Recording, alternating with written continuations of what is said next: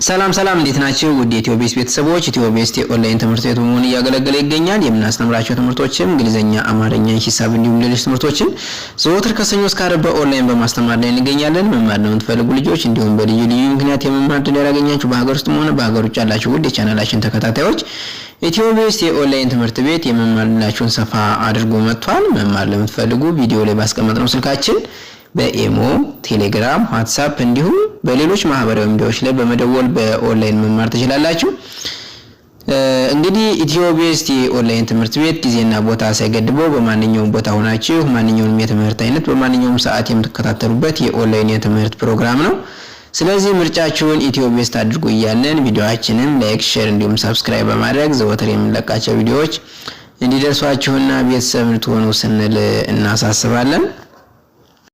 እሺ እንግዲህ በዛሬው ዕለት ደግሞ እየላችሁ የቀረብኩ የአማርኛ እግር አልባ ፊደላት የሚባሉትን በዚሁ ቪዲዮ እየላችሁ ቀርብ ያለው ቪዲዮውን እስከ መጨረሻ እንድትከታተሉትና ጥሩ ዕውቀት እንድታገኙበት ስል ከወዲሁ አሳስባለሁኝ። እንግዲህ እዚህ ላይ እንደምትመለከቱት እነዚህ ፊደላቶች የአማርኛ እግር አልባ ፊደላት የሚባሉት የአማርኛ ፊደላቶች ናቸው። ስለዚህ እነዚህን ሙሉ በሙሉ በደንብ አድርገን መያዝ ይኖርብናል ማለት ነው። ቀጥታ ወደ ትምህርታችን እንሄዳለን። ሀ ሆ ሄ ሃ ሄ ህ ሆ እዛ ኋ እንላለን። እነዚህ ምንድን ናቸው? ውስብስብ ፊደላት የሚባሉት እነዚህ ናቸው ማለት ነው። ውስብስብ ፊደላት። እሺ ቀጣይ መ ሙ ሚ ማ ሜ ም ሞ ከዚያ ሟ እንላለን። እሺ ቀጣይ ሰ ሰ ሱ ሲ ሳ ሴ ስ ሶ ከዛ ሷ እንላለን።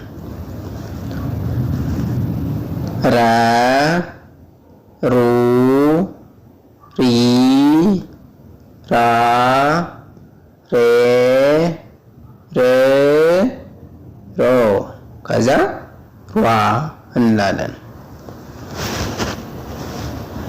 እሺ ቀጣይ ወ ወ ው ዊ ዋ ዌ ወ ዎ እዚህ ጋር ውስብስብ ቃላት ማለት ውስብስብ ፊደል ያልጻፉበት ምክንያት የወ ውስብስብ ፊደል ወይም ደግሞ ስምንተኛ ፊደል ስለሌላት ወና አ አልጻፉላቸውም ማለት ነው። እሺ ቀጣይ ፈ ፈ ፉ ፊ ፋ ፌ ፍ ፎ ከዚያ ፏ እንላለን። ጸ ጹ ጺ ጻ ጼ ጽ ጾ ከዛ ጿ እንላለን። አ ኡ ኢ አ ኤ ኤ ኦ እዚህ ጋር ውስብስብ ፊደል የላትም ማለት ነው። እንግዲህ ውድ ተመልካቾቻችን እግር አልባ የአማርኛ ፊደላት የሚባሉት እነዚህ ይመስላሉ። እዚህ ላይ እንደምትመለከቱት እንግዲህ ምንም እግር የላቸውም። ሀ መ ሰ ረ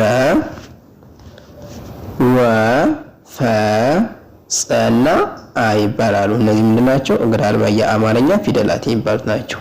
እንግዲህ የአማርኛ ፊደላትን ወደ ታች 34 ወደ ጎን በዋናነት 7 አንዳንዴ ደግሞ 8 ይሆናሉ። ምሳሌ እነዚህ ማለት ነው ውስብስብ ፊደላት የሚባሉት ፏ፣ ጿ፣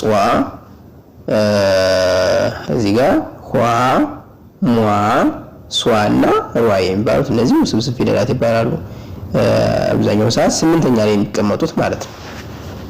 በዋናነት ግን ወደ ታች 34 ወደ ጎን 7 ፊደላት አሉት በአማርኛ የፊደል ገበታ ማለት ነው። ስለዚህ እነዚህን ፊደላቶች በአራት መልኩ ከፍለን ማየት እንችላለን። እግር አልባ፣ ባለ 1 እግር፣ ባለ 2 እግርና ባለ 3 እግር ብለን ከፍለን እናያለን። እንግዲህ ካሁን በፊት ያየናቸው ባለ 1 እግርና ባለ 2 እግር አይተናል። በዛሬው ዕለት ደግሞ እግር አልባ የሚባሉትን በዚሁ መልኩ እናያለን ወይም እያየን ነው ማለት ነው። በሚቀጥለው ቪዲዮአችን ደግሞ ባለ 3 እግር የአማርኛ ፊደላት የሚባሉት እነማን ናቸው የሚለውን እናያለን። ስለዚህ እነዚህን ፊደላቶች ሙሉ በሙሉ በደንብ አድርጋችሁ ማንበብና መጻፍ ይኖርባችኋል። ቪዲዮውን በማስቆም ወይም ደግሞ ደጋግማችሁ በማየት የተሻለ ዕውቀት ወይም ደግሞ ውጤታማ መሆን ይኖርባችኋል ማለት ነው። ቪዲዮውን በማየት ወይም በማስቆም ቀጥታ በወረቀት በማስፈር የጽሁፍ ክህሎታችሁንም እንዲሁ ማዳበር ይኖርባችኋል ማለት ነው። እንግዲህ የዛሬውን ቪዲዮ በዚሁ መልኩ ይዤላችሁ ቀረብኩኝ። በሌላ ቪዲዮ እስከምንገናኝ መልካም ጊዜ